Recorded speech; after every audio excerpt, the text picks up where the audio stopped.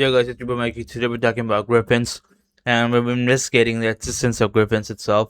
For those of you who don't know, griffins are creatures that lost to antiquity. That's like a hybrid between an eagle and a lion, and there's a lot of it's also like a personification of loyalty, and these creatures would guard gold itself. Yeah, there's so many mysteries regarding these creatures. Like, are these creatures actual creatures or something mythological creature like that someone like invented or imagination of a certain civilization, like, or these creatures actually existed in throughout antiquity? That's what we're here to investigate, and let's just get into it.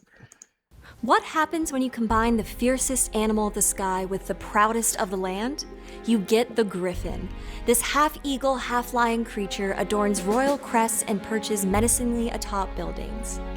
Stories Yeah, these creatures are almost on every building. Like why? Like they're on top of like every building, like churches, temples. You can actually see the griffins almost top of like every building. Like, are they doing for decorations? Like, they're on like temples as well as churches as well as any old world structures. You can actually see Griffin. Like, and they're associated with loyalty.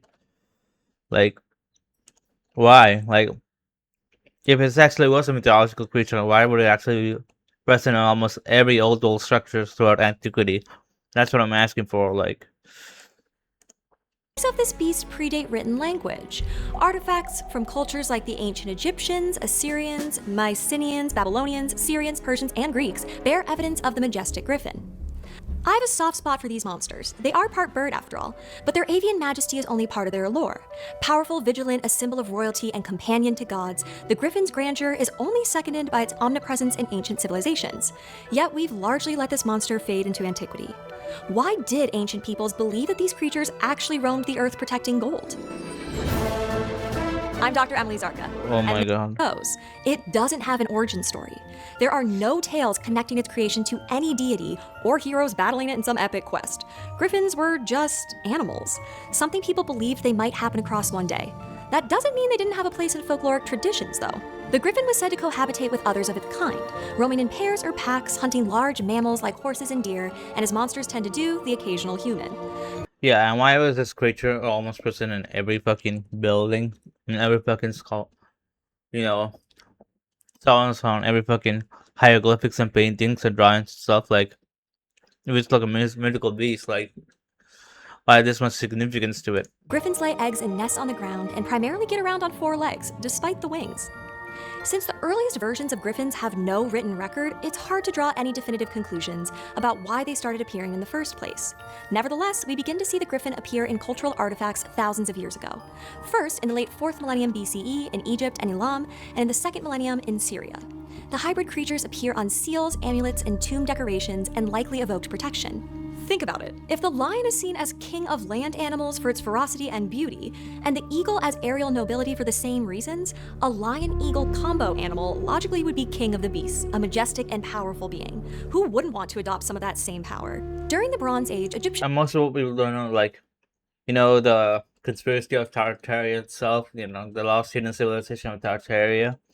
You can actually see the Tartarian flag, like, it has a griffin on it. Like, what's up with that? Like, is that a coincidence? Like, this is the last civilization of Tartaria, and on their flag there's a griffin. Like, very weird. Very, very weird. iconography played up the duality of the monster even more overtly, adding crests, neck curls meant to evoke the lion's mane, and raised wings. Griffins begin to appear in Egyptian funerary imagery in royal tombs as far back as the 5th dynasty, and by the 18th dynasty, the often male griffin overwhelmingly symbolized the protection and authority of the pharaohs, alongside the female sphinx. Griffin lore enters written history sometime between the 8th and 6th century BCE in Greek literature. The Greeks even gave the griffin their name. There's a lot of conspiracy that the statue of Sphinx itself, it was actually a griffin. Now it's actually a face of a human. Like, they actually like destroyed the head of the structure and replaced it with a human head. Like, it was actually a griffin's head. Like, there's a lot of conspiracy. That's what the the Egyptian prince actually was. Word for curved or hooked became the Latin griffs, which forms the base of the French and Italian words. Griffin is also linked to Griffin, the Persian word for grip or seize. This etymology points to the creature's curved beak and talons, its most powerful weapons. The Greek stories were originally adapted from tales told by the Scythians, a nomadic, culturally advanced people with a rich oral tradition who traveled a large swath of territory between southeastern Europe, Central Asia, and Mongolia. We see the griffin depicted in Scythian art, the creatures immortalized in gold alongside horses, stags, and eagles. They even appear as tattoos on mummified remains of the fiercely admired Scythian warriors, indicating their cultural importance. One early example of the griffin appearing in written narrative comes from Eurystheus, a Greek traveler who wrote an epic poem about the Scythian nomads. In his story, the Scythians fight off lion-sized creatures with curved eagle-like beaks as they prospect for gold. We've lost the complete poem to time, but from the fragments, we get one of the griffin's defining characteristics: their connection to gold, more specifically, to guarding gold deposits in Central Asia. Now we're getting somewhere. No longer just an impressive exotic animal, the griffin was linked to an important cultural resource, a precious metal tied to religion, art, currency, and social power. Ancient history, nomadic tribes, gold, it all made for great stories to the Greeks. In 430 BCE, Greek historian Herodotus wrote of griffins that guard gold in the mountains beyond the Isithonus, located in Central Asia, which the Greeks would have perceived as a faraway, nearly mythical place. In the 5th century BCE, Ctesias's Indica gives us the first detailed written account of the griffin's appearance. He describes large gold deposits in the mountains of India, inhabited by a race of four-footed birds about as large as wolves, having led There are these ancient historians, Herodotus, I think also Pliny the Elder talks about this. There's a lot of ancient descriptions of this, detailed descriptions of this bird, of this creature. Now we're actually present. Now there's a mythological creature. Now if they're just mythology, guys. There's no actual truth to it. That's kind of bullshit, bro. legs and claws like those of the lion, and covered all over the body with black feathers, except only on the breast where they are red. In the 3rd century CE, Greek author Alianos gives another detailed account of griffins. Like Ctesias's earlier description, they have black and red feathers, but their wings are white. They will attack those who approach their mountain nests, but not in defense of the luminous metal, but their young, making them more vigilant and dedicated parents rather than treasure mongers. These are only a few examples. As the Greeks and Romans circulated these Scythian griffin stories, the creature's appearance in their art increased as well. Vases, mosaics, bronze busts, bowls, the griffin was a popular adornment. In Greek mythology, the sun god Apollo's chariot was driven by griffins, and Dionysus had one to help pull his chariot as well. Zeus kept one as a companion, the helmet of Athena is sometimes depicted adorned with griffins, and Nemesis, goddess of divine retribution, used these defenders to punish treasure stealers. So the griffin already had quite the reputation, to say the least, even before they made it to the Middle Ages, when illustrated bestiaries became a bit of a fad. Just look at all these sweet griffins. Given their popularity and their acceptance as real animals, it's not super surprising that beginning in the 11th Yeah, they're 100% actually real. Historians actually wrote about this. Are you gonna say all those historians were creating mythological creatures from their imagination? And there's a lot of correspondence between different historians at different times. to 13th centuries, the time of the Crusades, the griffin appeared in European heraldry. I mean, the whole protector of the young, aka the vulnerable. Yeah, I think humanity actually wiped them out of existence, The features of an effective hunter, and the whole gold thing was pretty appealing. The griffin went on to grace countless seals, shield, and armor of wealthy and noble European families across countries like Germany, France, Great Britain, and Norway. Money, power, a position as guardians. You probably won't be surprised to hear that Christianity also adopted the griffin in their art and literature. Isidore of Seville's Etymologies from the 6th century painted the griffin as a symbol of Christ. In Dante's It also indicates that these kinds of creatures actually existed in medieval times also, Divine Comedy, a griffin appears often, receiving praise for avoiding the temptation of eating the forbidden fruit and pulling a divine chariot that symbolizes the church. Dante's griffin, Christ-like, even ascends into heaven.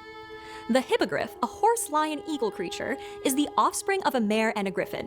Interestingly, the hippogriff is also a symbol for Christ, believed to evoke the union of the divine and the natural. Outside religion, stories of the griffin's real existence continued into the 14th century, when Sir John Mandeville, who may or may not have been an actual person, published what he claimed to be an accurate travel memoir.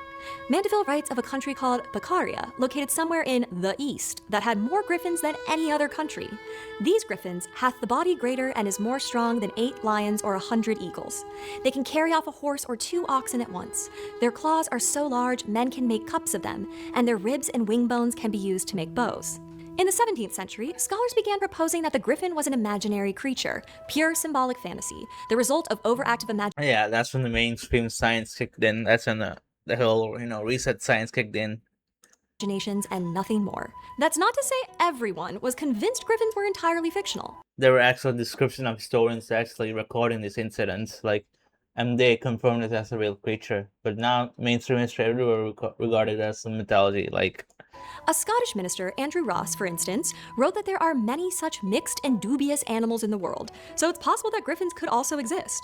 In the 21st century, it's been hypothesized that griffins were in a way inspired by living animals, ones that happen to be dead for millions of years.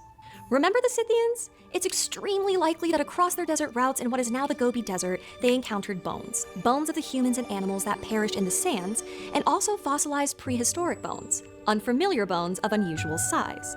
Shifting sands and frequent dust could reveal these bones, the white standing out against the red sand suddenly and unexpectedly. What can also be exposed by high winds? Mineral deposits, like gold, likely linking the valuable resource to the monster from the very beginning. The migratory routes of the Scythians in what is now Mongolia and northwestern China have proven to be a mecca for well-preserved fossil skeletons, particularly those of the Proceratops. Folklorist and historian Adrian Mayer was the first to present the theory that the griffin was born out of the discovery of these dinosaur bones, and while some paleontologists aren't so sure, it's a compelling hypothesis. From Egyptian art yeah, paleontology is like I don't know. That's not the way shit going around there. to ancient nomadic warriors, Greek myths to the heraldry of kings, and pretty much everything in between, the griffin has been a part of human lore for a very, very long time. And while they've largely faded out of modern popular culture, there is no escaping the fact that these creatures will always be part of our human history. These real fossils are what started the stories about the griffin. To summarize, the griffin is a creature from Egyptian mythology that originated about 5,000 years ago. Looks like this, a mix between an eagle and a lion. And it used to be widely believed as a real creature. Here's a fake taxidermy of it in a museum. Recently, we've discovered bones that closely resemble the ancient myth of the griffin, which is actually the bones of this dinosaur that was similar to a triceratops. Like the griffin, these dinosaurs also had a beak and elongated shoulder blades that could be mistaken for wings. Yeah, like, I don't even know. There's something very weird about dinosaurs itself. So that's about it. So, do you think griffins actually existed, or just like mythological creatures actually present throughout every mythology, like, and it's present around every old world structures? That's coincidence, right, guys? Like, nothing to actually see here. So that's about it.